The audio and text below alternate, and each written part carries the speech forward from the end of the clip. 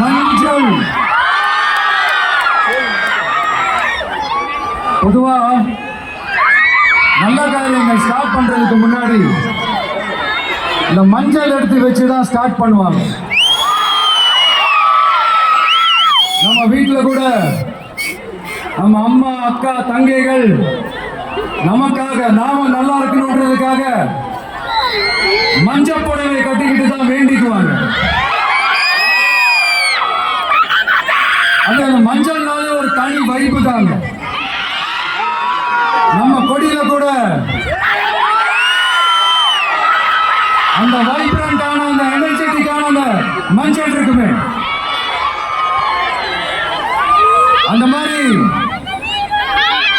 மங்களகரமான மஞ்சள் விளையிற பூமி தான் இந்த ஈரோடு பூமி.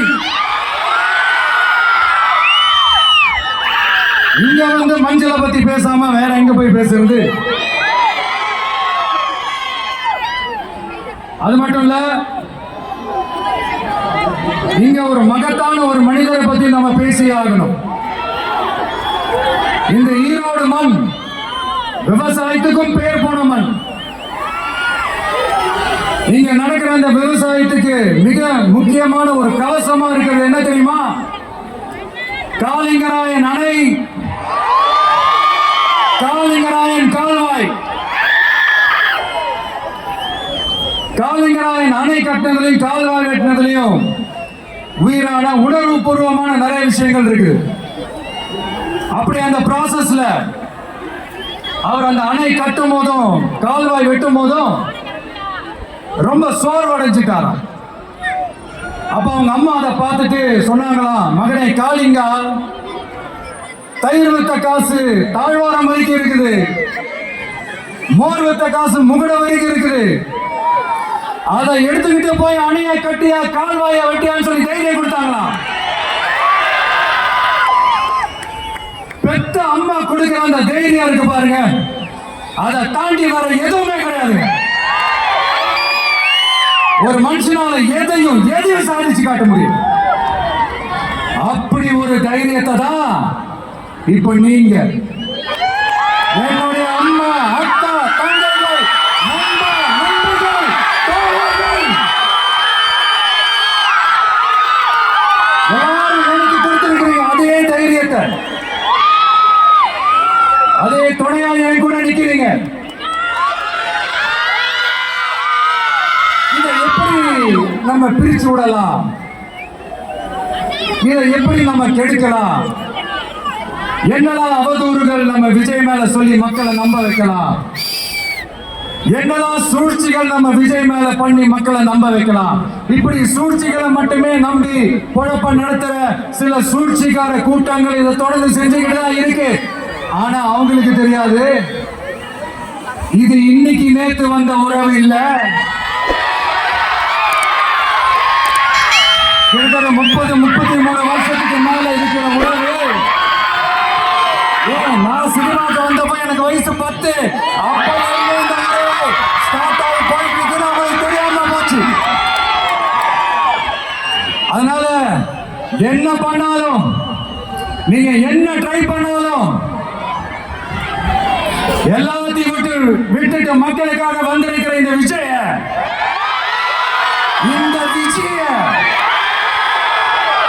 மக்கள் ஒரு நாள் கைவிட மாட்டாங்க. மக்கள் கூடவே நிற்கிறாங்க, கூடவே நிற்பாங்கன்னு அவங்களுக்கு தெரியாம போச்சு. என்னப்பா நிப்பீங்கல்ல?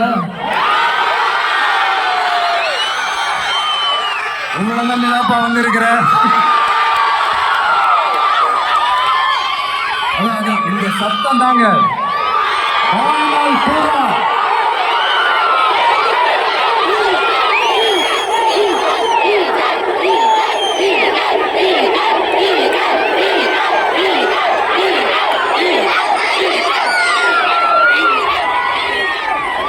வாழ்நாள் பூரா உங்களுக்கு நன்றியோடவே இருப்பேன். இப்போ நம்ம காளிங்கராயன் அவர்கள் அணையை கட்டுறதுக்காக பவானிக்கு போய் பார்க்கும்போது ஒரு இடத்துல ஒரு பாம்பு வந்து உட்கார்ந்துச்சான், படுத்துச்சான். அது படுத்த இடத்துலதான் அவர் அணையை கட்ட ஸ்டார்ட் பண்ணாரு. அப்புறம் அந்த பாம்பு வளைஞ்சி நெளிஞ்சி போற இடத்துல எல்லாம் கால்வாயை வெட்டினார்னு சொல்லி சில வாய்மொழி கதைகள்லாம் சொன்னாங்க. தண்ணியை சேமிச்சு வச்சு குடிக்கிறதுக்கும் விவசாயத்துக்கும் தம்பி கீழே இருங்க, தம்பி கீழே இருங்க ப்ளீஸ்.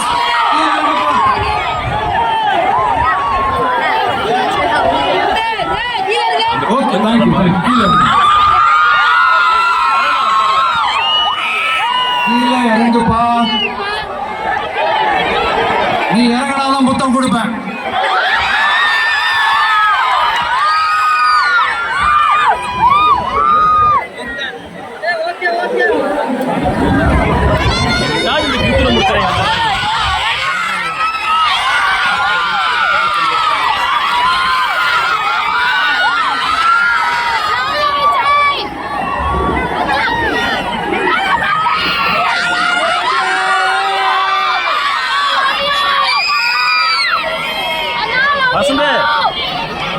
அங்க வந்து அந்த காரணம் இல்ல கிடைக்குதான் பாரு.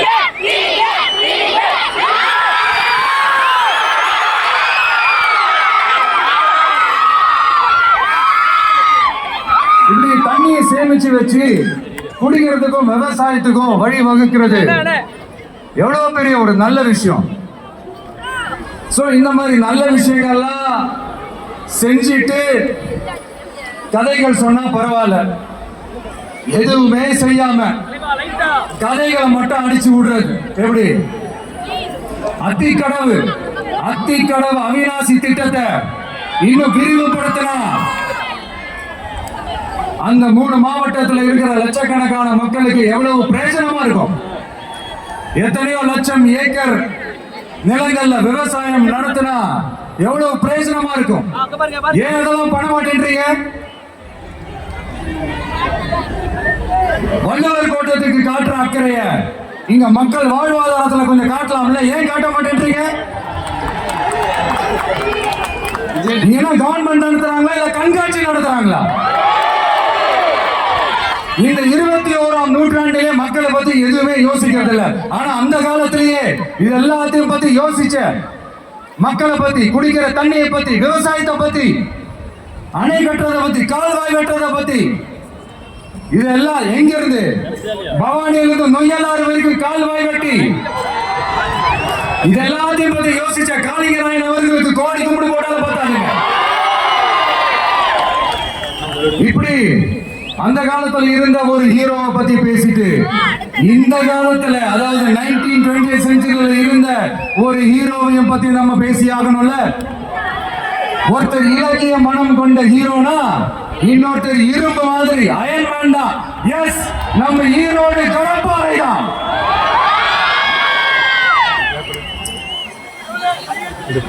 ஒட்டுமொத்த தமிழ்நாட்டையே திரும்பி போட்ட சீர்திருத்த நம்புகோல்.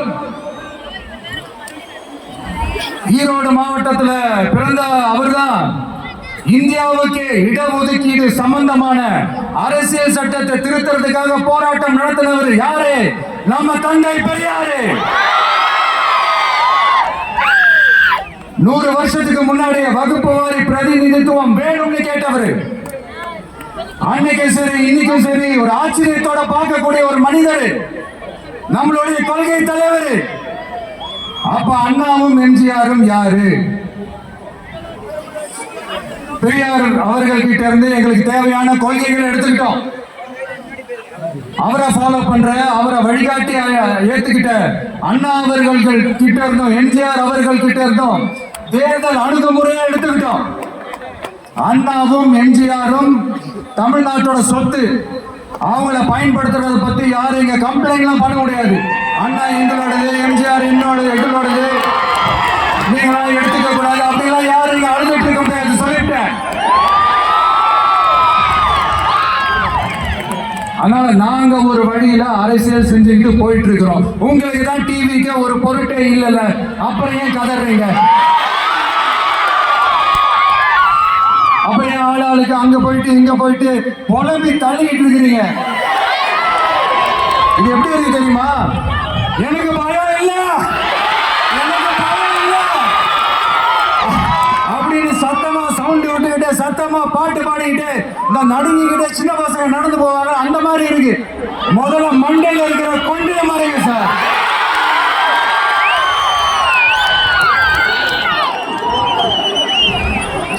சும்மா மாறு வேஷத்துல மறு வச்சுக்கிட்டு மீடியா ஆளு ரேடியோ ஆளு இவங்க ஆளுகளை மாத்தி மாத்தி அனுப்பிட்டு இதெல்லாம் என்ன மக்களுக்கு தெரியாதுன்னு நினைச்சிட்டு இருக்கீங்களா? மக்கள் எல்லாத்தையும் உன்னிப்பா கவனிச்சுட்டு இருக்காங்க. அதனாலதான் சொல்றேன், உங்களுக்கு நீங்க கொள்ளை அடிச்சு வச்சிருக்கிற காசு தான் துணை. ஆனா எனக்கு என் மேல எல்லாம் பாசம் வச்சிருக்கிற இந்த மனசு தான் துணை.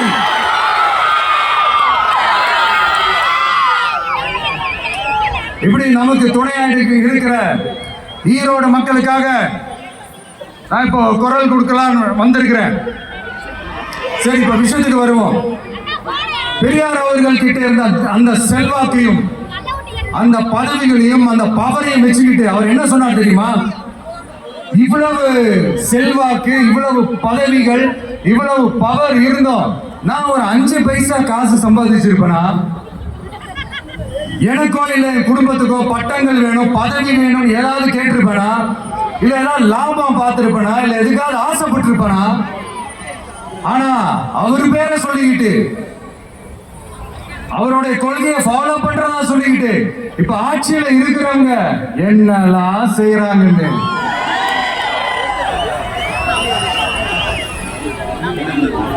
அதனாலதான் சொல்றோம், பெரியார் பேரை சொல்லிக்கிட்டு தயவு செஞ்சு கொள்ளையடிக்காதீங்கயா, தயவு செஞ்சு கொள்ளையடிக்காதீங்க. அவரு பேரை சொல்லிக்கிட்டு பெரியார் பேரை சொல்லி கொள்ளையடிக்கிற இவங்க தான் நம்மளுடைய அரசியல் எதிரி. மக்களை நீங்க சொல்லுங்க, நம்மளுடைய அரசியல் எதிரி யாரு? நம்மளுடைய கொள்கை எதிரி யாரு? ரிப்பீட், நம்மளுடைய அரசியல் எதிரி யாரு? நம்மளுடைய கொள்கை எதிரி யாரு? உங்களுக்கு புரியுதுல்ல? எனக்கு அது போதையா, எனக்கு வேற எதுவுமே தேவை.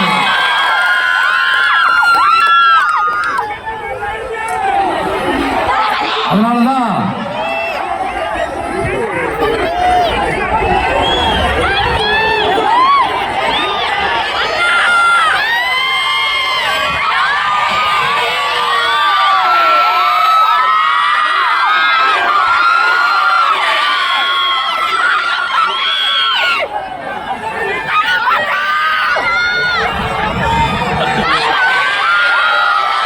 உங்களுக்கு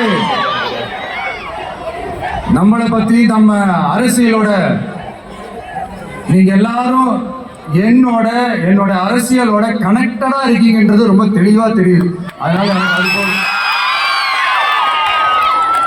அதனாலதான் எதிரிகள் யாருன்னு சொல்லிட்டு களத்துக்கு வந்திருக்கிறோம். அதனால அவங்கள மட்டும் தான் எதிர்ப்போம். அதுவும் அந்த எதிரிகள் யாரு இப்போ இங்க 2026 சட்டமன்ற தேர்தலில் களத்தில் இருக்கிறாங்களோ அவங்கள மட்டும் தான் எதிர்ப்போம். சும்மா களத்திலே இல்லாதவங்களையும்,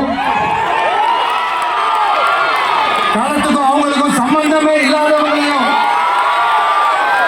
எதிர்க்கிற ஐடியாலாம் இல்ல பாசு. நீங்க கேட்கிறீங்கன்றதுக்காக எதிர்த்து இருக்க முடியாது பாசு. நிறைய வேலை இருக்குது.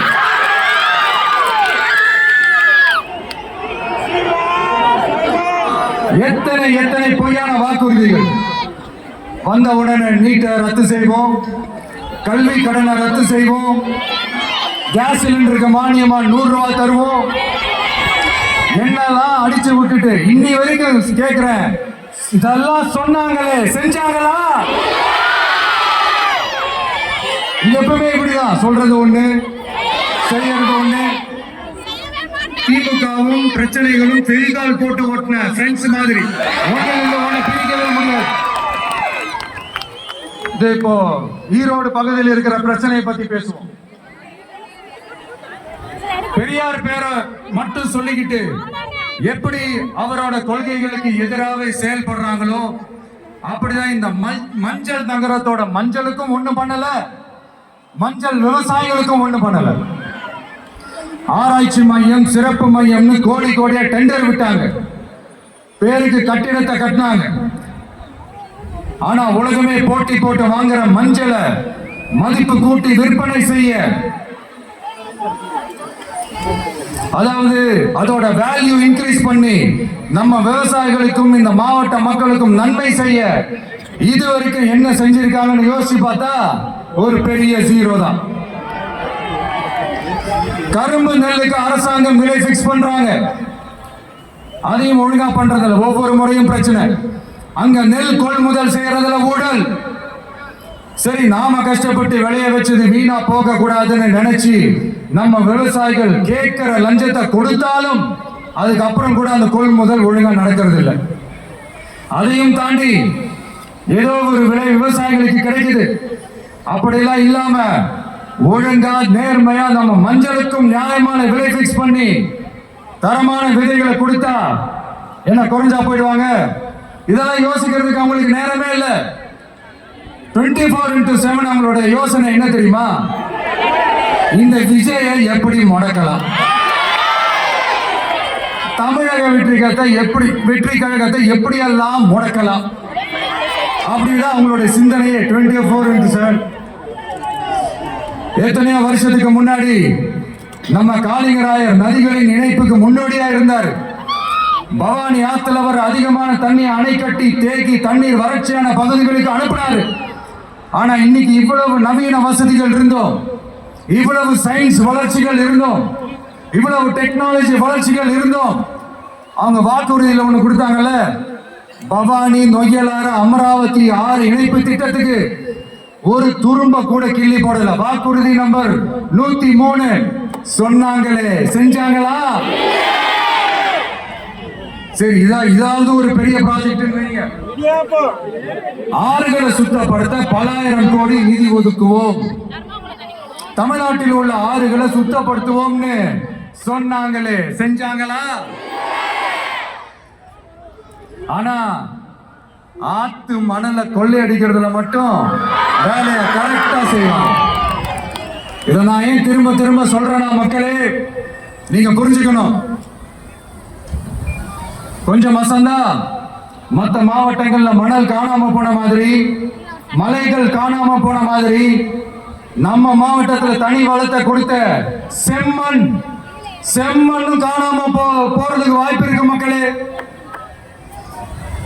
நம்ம மண்ணுக்கும் நம்ம ஆத்துக்கும் நம்ம விவசாயிக்கும் தான் இந்த மோசமான நிலைமை.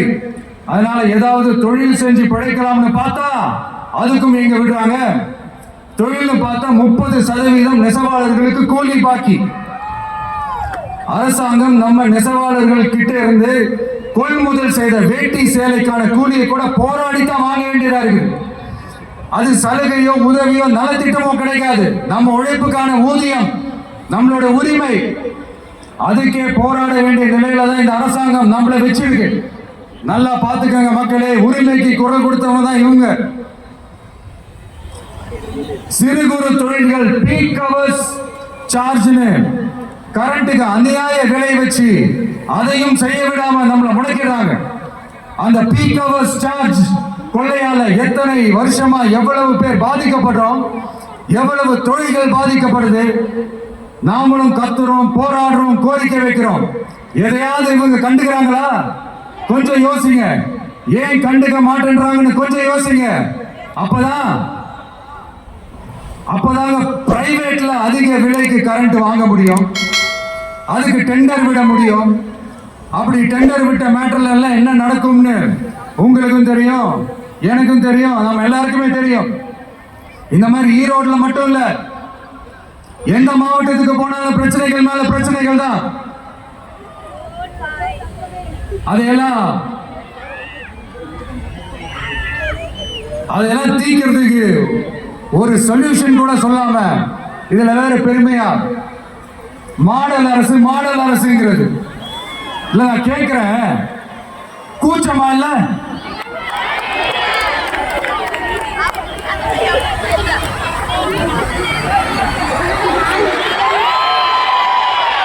இதெல்லாம் கேட்டா அப்படியே நம்ம பக்கம் யூடியூப் அடிச்சு வந்துருவாங்க.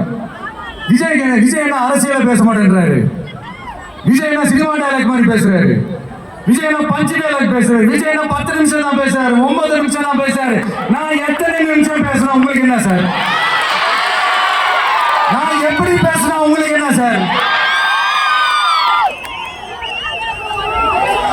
விஷயம் என்னன்னு பாருங்க சார். ஒவ்வொரு மாவட்டத்துக்கும் போய் மக்கள் ஃபேஸ் பண்ற பிரச்சனைகளை எடுத்து பேசிட்டு இருக்கிறேன். பின்ன அது அரசியல் இல்லாம வேற எதுதான் அரசியல்? உங்களை மாதிரி தனிப்பட்ட முறையில தரக்குறைவா அசிங்கமா பேசுறதுதான் அரசியல்னா அந்த அரசியல் நமக்கு வராது. வராதுன்னா நல்லாவே வரும். உங்களை விட எனக்கு அது நல்லாவே வரும். வேணான்னு விட்டு வச்சிருக்கிறோம். அப்புறம் உங்களுக்கு நமக்கு என்ன வித்தியாசம்? காஞ்சிபுரத்துல நாம பேசும்போது இந்த மாதிரி உங்களால் அமைக்கப்பட போற ஆட்சியில நம்ம ஆட்சிக்கு வந்த உடனே என்னெல்லாம் செய்ய போறோம்ன்றது சிலது சொன்னோம். அதையெல்லாம் தப்பா புரிஞ்சுக்கிட்டு இப்போ சொல்றேன், விளக்கமா சொல்றேன். நான் சலுகைகளுக்கு எதிரானவன் கிடையாது. மக்களுக்கான சலுகைகளை இலவசம்னு சொல்லி அசிங்கப்படுத்துறதுல எனக்கு உடன்பாடு கிடையாது. மக்கள் காசுல மக்களுக்கு செய்யறதை எப்படி இலவசம்னு சொல்லுவீங்க? அப்படியே செஞ்சுட்டாலும் ஓசியில போறேன்னு சொல்லி அசிங்கப்படுத்துறீங்க. என்ன கேட்கறதுக்கு ஆள் இல்லைன்னு நினைச்சீங்களா? மக்களுக்கு உடனே இந்த விஜய் வந்து நிற்பா, இந்த விஜய் வந்து கேள்வி கேட்பா. இந்த விஜய் எப்பவுமே மக்கள் பக்கம் தான். அதே மாதிரி மக்களும் என் பக்கம் தான். என் மக்கள் மானத்தோட மரியாதையோட கௌரவத்தோட வாழணும். என் மக்கள் யாருக்கும் கீழே கிடையாது. அப்படி அவங்க கௌரவத்தோட வாழணும்னா அவங்களுக்கான வாழ்க்கை தரம் உயரணும். வாழ்க்கை தரம் உயரணும்னா அவங்களோட வாழ்வாதாரம் உயரணும். வாழ்வாதாரம் உயர்ந்தால்தான் பொருளாதாரம் உயரும். பொருளாதாரம் உயர்ந்தால்தான் வசதி வாய்ப்புகள் உயரும். இதெல்லாம் உயர்ந்தாலே ஆட்டோமேட்டிக்கா அவங்களோட வாழ்க்கை தரம், அவங்களுக்கான மரியாதை, அவங்களுக்கான கௌரவம் எல்லாமே உயரும். இதுக்கான வழிகள், அந்த சூழல்களை அந்த கவர்மெண்ட் அமைச்சு கொடுக்கணும். இதுக்கான அந்த திட்டங்களை செயல்படுத்தணும். இதெல்லாம் செஞ்சாதான் அந்த அரசாங்கம் ஒரு நல்ல அரசாங்கம். இதைத்தான் சொன்னோம்.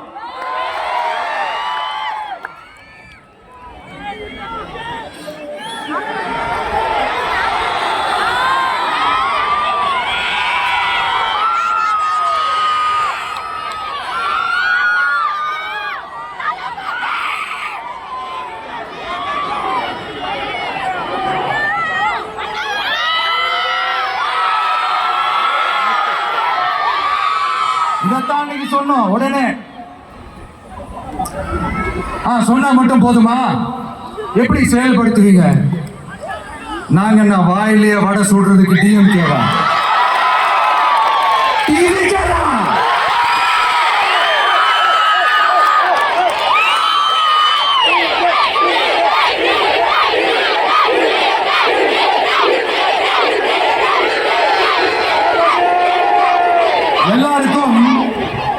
எல்லாருக்கும் நிரந்தரமான ஒரு வீடு இருக்கணும்னு சொன்னோம். உடனே எங்க ஆட்சியிலே நாங்க எல்லாரும் வீடு கட்டி கொடுத்துட்டோமே அப்படிங்கிறது இல்ல. நான் கேட்கிறேன், இங்க உங்களை தான் கேட்கிறேன், இங்க வாடகைக்கு இருக்கிறவங்களே இங்க யாரும் இல்லையா? எல்லாருக்கும் சொந்தமா வீடு கட்டி கொடுத்துட்டாங்களா? அடுத்து வீட்டில் இருக்கிற ஒவ்வொருத்தரும் மினிமம் டிகிரி படிச்சிருக்கணும் அப்படின்னு சொன்னோம். உடனே எங்க ஆட்சியிலே எல்லாரும் டிகிரி படிச்சு முடிச்சிட்டாங்க அப்படிங்கிற மாதிரி சொல்றது அது உண்மைனா? ஸ்கூல் லெவல்லயே டிராப் அவுட்ஸ் அதிகமானது யாரோட ஆட்சியிலங்க?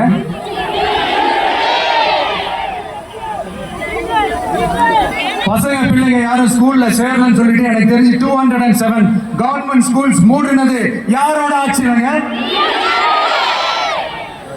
இதுல கல்வியில் சேர்ந்த தமிழ்நாடுன்னு டிராமா வேற.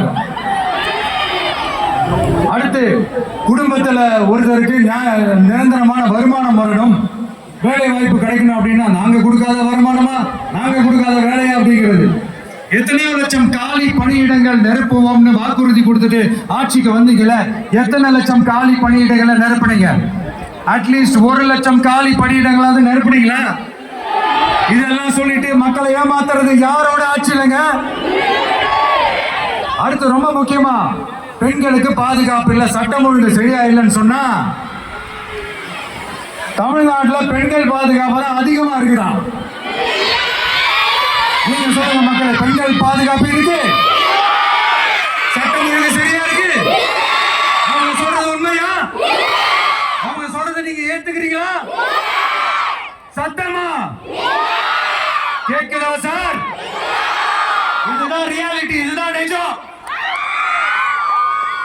நம்மளுடைய ஆட்சியில சட்டம் ஒழுங்குல சமரசமே இருக்காது. அதனாலதான் இவ்வளவு ஸ்ட்ராங்கா சொல்றோம், தைரியமா இருக்க மக்களே.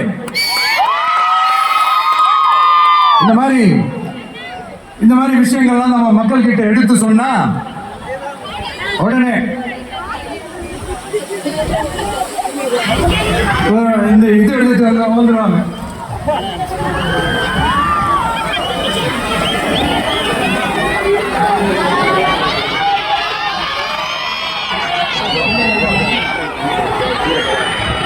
இந்த மாதிரி இதெல்லாம் என்னென்ன செய்ய போறோன்றது சிலதெல்லாம் காஞ்சிபுரத்துல சொன்ன மாதிரி சொன்னா எல்லாத்தையும் தப்பு தப்பா திருச்சி பேசிக்கிட்டு அவதூறு பரப்பிக்கிட்டு நான் கூட யோசிப்பேன், எம்ஜிஆர் அவர்களும் மேடம் ஜெயலலிதா மேடம் அவங்களும் ஒரே வார்த்தையில சொல்லி இந்த திமுகவை காலி பண்ணாங்கல்ல. நான் கூட யோசிப்பேன், ஏன் இவ்வளவு ஹார்ஷா பேசுறாங்க, ஏன் இவ்வளவு ஹார்ஷா அவங்கள திட்டுறாங்கன்னு யோசிச்சது உண்டு. இப்பதானே புரியுது. அவங்க ரெண்டு பேரும் சொன்னதை இப்ப நானும் ரிப்பீட் பண்றேன். திமுக ஒரு தீய சக்தி, திமுக ஒரு தீய சக்தி, திமுக ஒரு தீய சக்தி, திமுக ஒரு தீய சக்தி, தீய சக்தி, தீய சக்தி, தீய சக்தி. என் நெஞ்சில் குடியிருக்கும் ஈரோடு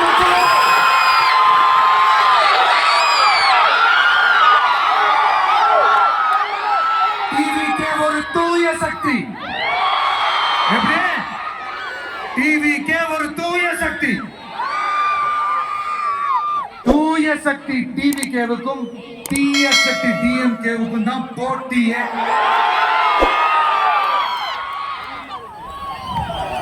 என்ன முடக்கலாம்னு நினைக்கிறீங்க, ஆனா இந்த சத்தத்தை ஒரு நாள் உங்களால முடக்க முடியும். மக்கள் விரோத திமுக அரசை வீழ்த்த மக்கள் சக்தியான நம்மளால மட்டும்தான் முடியும். அண்ணன் செங்கோட்டையன் அண்ணன் அவர்கள்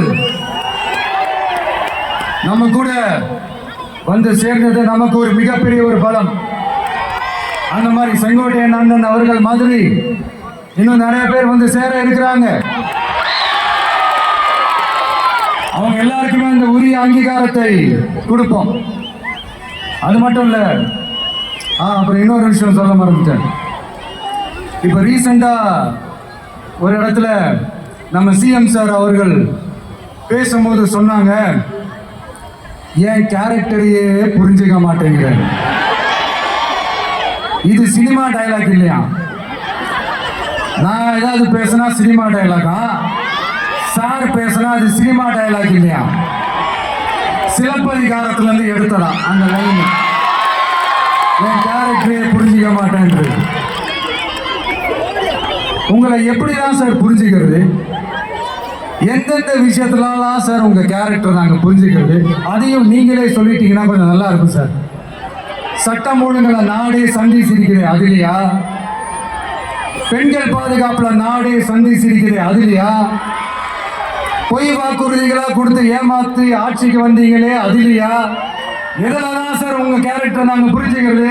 ஆனா ஒண்ணு, தமிழ்நாட்டுல ஆட்சி செய்யற நீங்களும் சரி, ஒன்றியத்துல ஆட்சி செய்யறவங்களும் சரி, நீங்க ரெண்டு பேரும் முதல்ல என்னோட கேரக்டரை புரிஞ்சுக்கணும் சார்.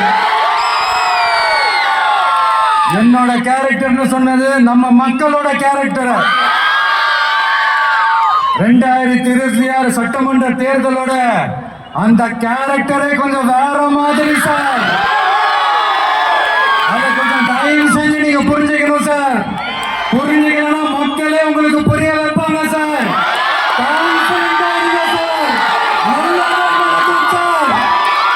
வெற்றி நிச்சயம் சார்.